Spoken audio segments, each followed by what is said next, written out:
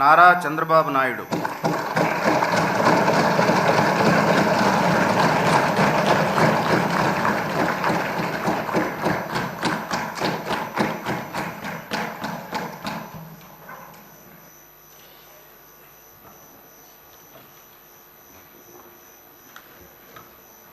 నారా చంద్రబాబు నాయుడు అనే నేను శాసనసభ సభ్యునిగా ఎన్నిక అయినందున శాసనం ద్వారా నిర్మితమైన భారత రాజ్యాంగం పట్ల నిజమైన విశ్వాసం, విధేయత చూపుతానని, భారతదేశ సార్వభౌమాధికారాన్ని, సమగ్రతను కాపాడుతానని, నేను స్వీకరించబోయే కర్తవ్యాన్ని శ్రద్ధాశక్తులతో నిర్వహిస్తానని దైవ సాక్షిగా ప్రమాణం చేస్తున్నాను.